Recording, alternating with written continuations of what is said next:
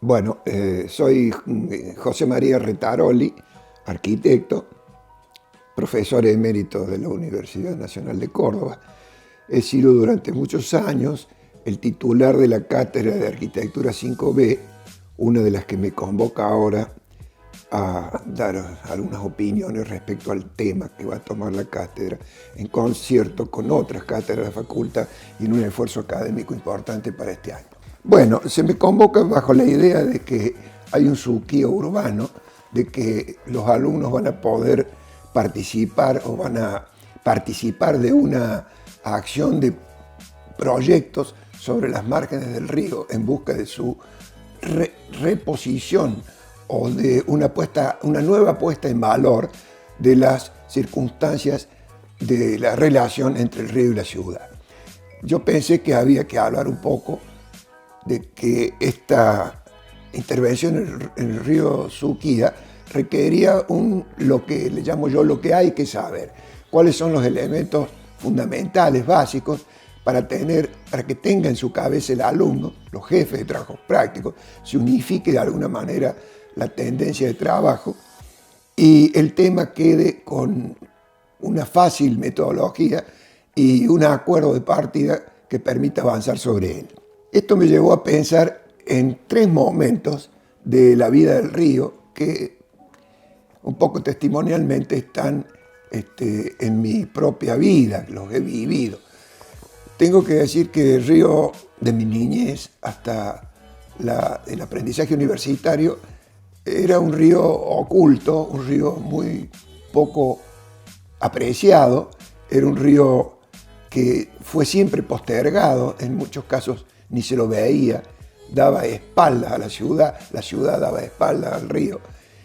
Llegó en algún momento a pensarse en el río como un problema, no diría un enemigo, pero casi, alguien que causaba inundaciones, que causaba infecciones, que atentaba contra la higiene de la ciudad.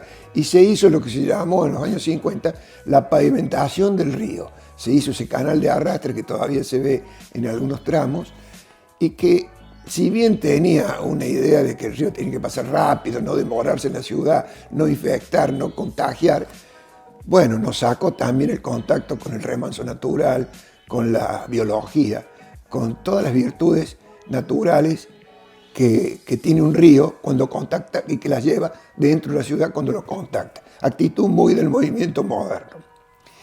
Esta actitud de ese río negado va a sufrir una modificación que no se siente en la ciudad, pero que se siente en la cabeza de muchos estudiantes de arquitectura que cursábamos la facultad, y me refiero a la década del 60. En la década del 60, mediados del 60, un grupo de profesores, digo yo cuando lo escribí, a pura intuición, pensaron que el río no estaba atendido por la arquitectura de la ciudad, que había que empezar a verlo de alguna manera, que había que generar un interés que la ciudad no tenía sobre el río.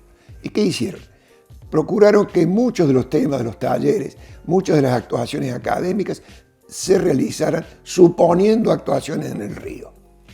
Para nosotros era una novedad absoluta, no conocíamos ese río sobre el que podíamos trabajar y de alguna manera fue un esfuerzo no muy bien comprendido, pero que sembró en la cabeza de esos alumnos de esos años que siguieron su vida y que los vamos a reencontrar en una acción ya no utópica como la del 60, en una acción más pragmática, más consolidada, que fue en la década de los 80, que es cuando aquellos estudiantes que habíamos recibido la idea del río, la habíamos contenido en nuestros ánimos, fueron autoridades, tuvimos opinión en la ciudad y es en la gestión de los 80 con la intendencia de Mestre que se empieza a trabajar en la puesta en valor del río, una novedad absoluta. Y bueno, se hace con muy pocos medios, con una ciudad empobrecida, con una economía áspera, sin embargo, con propuestas ingeniosas, se va abriendo los laterales del río en una medida casi de desesperación. Una de las maneras de sacar adelante la presencia del río es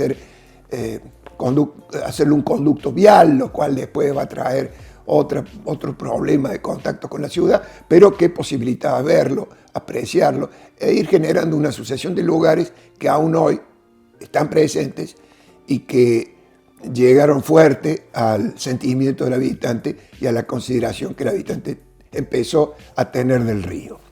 En nuestros días, después de 30, casi 40 años de esa experiencia del 80, de nuevo un grupo de profesores de la facultad quiere retomar la temática, ver dónde están, ver qué se puede hacer, qué cosas se pueden renovar, qué cosas se pueden modificar, cómo se sigue con el río, que por otra parte está perdiendo capacidad de acompañamiento con la ciudad por una serie de distintas circunstancias. En ese sentido, tendríamos que hablar del río como entidad geográfica. Nicolas Spieckmann, un holandés geógrafo, dice: la geografía no se discute, es, sin más. O sea, es un dato duro, es lo que tenemos. Es muy difícil y tiene sus propios riesgos cambiar o tratar de modificar la geografía. En ese sentido, el río hoy Suquía, en aquella del 60 era el río Primero, cosa que no mencioné en los párrafos anteriores.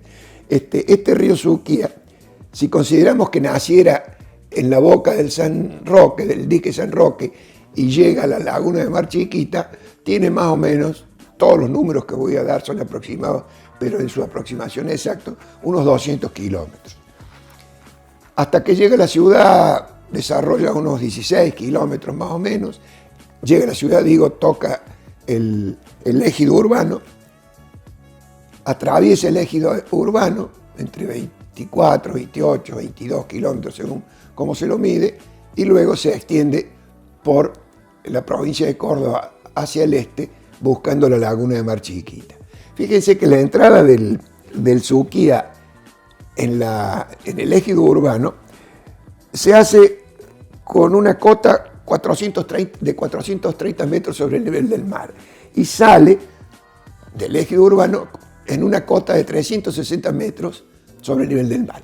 Quiere decir que desciende 70 metros en el transcurrir de la ciudad, lo cual inmediatamente uno se da cuenta que estamos frente a un plano de pedemonte, de alta inclinación, con un río rápido, relativamente rápido, encajonado, que va creando barrancas a medida que avanza. Esa fisonomía se puede de alguna manera reconsiderarla y pensarla modificable, pero es un dato fuertísimo para cualquier cosa que hagamos en el río. Después del río, ya de los 360 con que sale de la ciudad, va a llegar a la laguna de Mar Chiquita con 70, pero recorriendo 130 kilómetros, lo cual lo hace un río más sereno, más de llanura casi.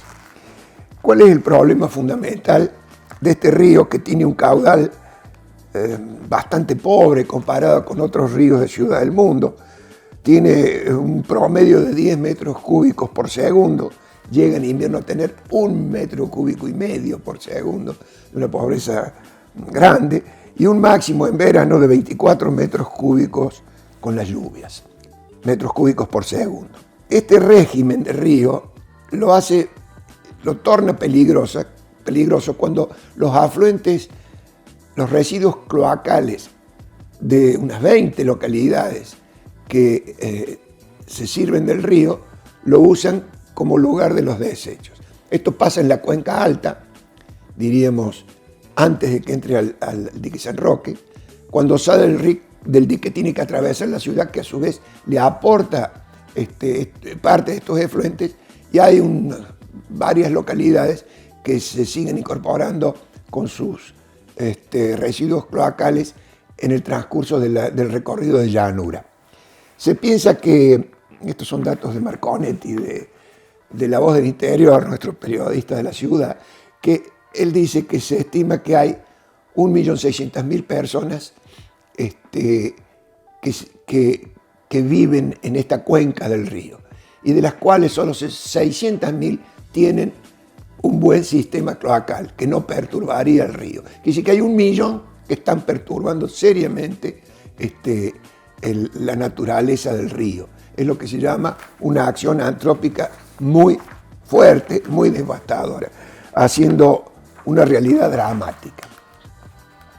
¿Qué pasó en el mundo desde aquellas de aquellos trabajos teóricos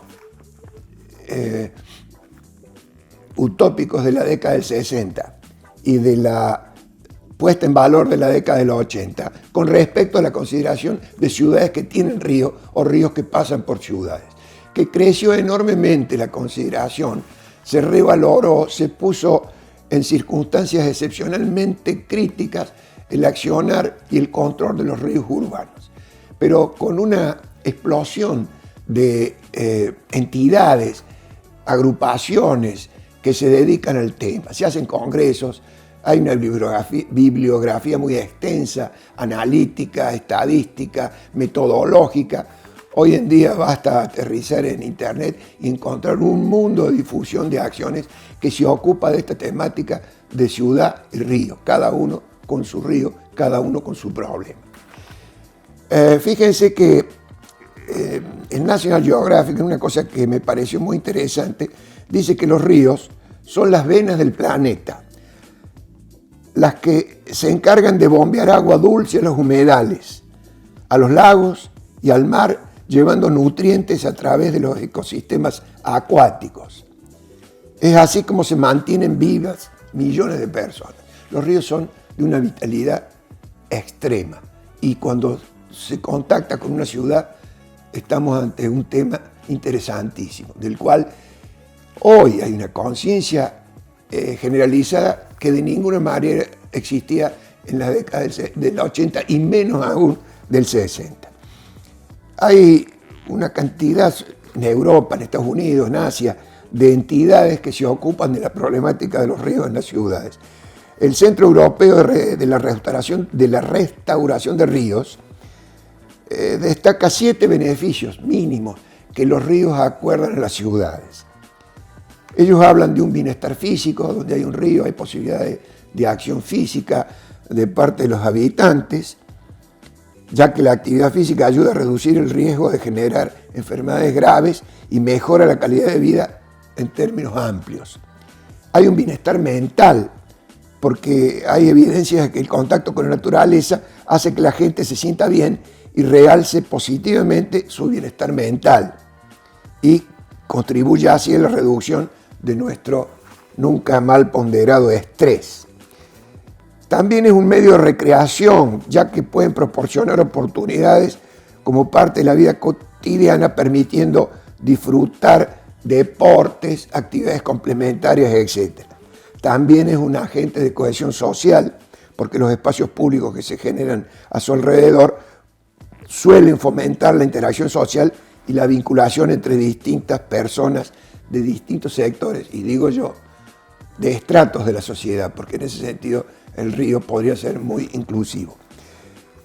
Siempre está su rol como agente estético, que va a mejorar nuestras visualizaciones de la ciudad. También puede ser un centro de educación medioambiental. Hay un potencial de aprendizaje sobre el mundo natural muy grande en nuestros ríos, para que aprovechen nuestros jóvenes y nuestros sistemas de educación y enseñanza. Asimismo, y por último, tiene un valor cultural. Se dice que el río es la cultura de la ciudad, o que la cultura de la ciudad se refleja en el tratamiento del río. Y en ese sentido hay una larguísima lista de ciudades ejemplares o de ciudades con casos ejemplares.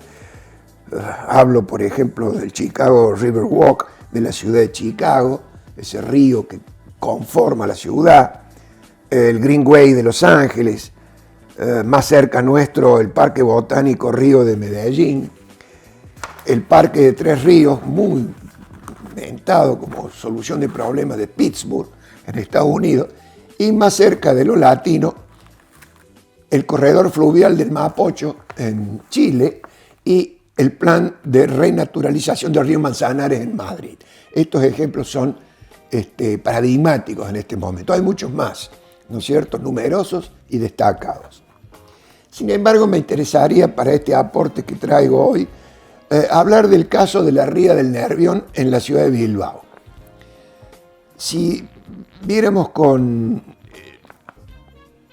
adecuadamente la experiencia del Bilbao, podríamos extraer un corpus de acción para este ensayo de proyectos en las cátedras de arquitectura de la facultad. La ría del Nervión ha sido la columna vertebral de la ciudad. Desemboca sobre el Cantábrico y va de alguna manera estructurando toda la vida urbana. Es un río navegable con barcos casi de gran porte. Históricamente ha sido el lugar donde se reunieron las grandes industrias productoras de lo mineral hasta lo industrial del Gran Bilbao, y era el contacto de comercio con el mar de entrada y de salida. Sin embargo, este vigor que le incorporó a la ciudad a lo largo de su historia tuvo una merma brutal en los años 70, donde cuestiones exógenas paralizaron toda la actividad industrial. El río se detuvo como gestor dinámico de la ciudad y tuvo una declinación realmente catastrófica. Es así que en los años, esto se produjo en 1970, que en los años 2000, se toma el río como problema, la ría, y se dice qué se puede hacer. Una primera idea, que es lo que traigo como ejemplo elemental, que es muy conocida en la arquitectura y en el urbanismo de nuestros días, fue decidirse con un convenio con la Fundación Guggenheim a hacer uno de los museos más grandes del mundo a la orilla del río, que es el Guggenheim de Frank Gehry, hecho en Bilbao. Este edificio, del cual se podría hablar varias clases, tengo que decir que generó una sinergia extraordinaria en las costas del Nervión. Al poco tiempo se empezaron a hacer otros edificios de singularidad parecida, llevados a cabo por grandes figuras de la arquitectura internacional. Habría que mencionar puentes de Calatrava, torres de Isozaki, un palacio de la música extraordinario, todo encadenado en las laderas del río.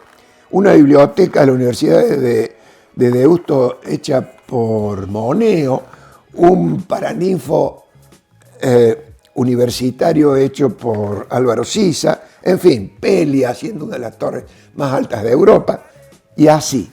Todo un encadenado de acciones que, pensándolos hoy transferidos como actuación a nuestro medio, de nuestro río, si bien nuestro río tiene otra escala, no es navegable, no tuvo nunca el rol histórico que tenía el Nervión en Bilbao, sin embargo, se pueden buscar localizaciones acertadas, una estrategia de desarrollo que lleve edificios a donde tengan que estar, con programas lógicos para la ciudad y con proyectos buenos.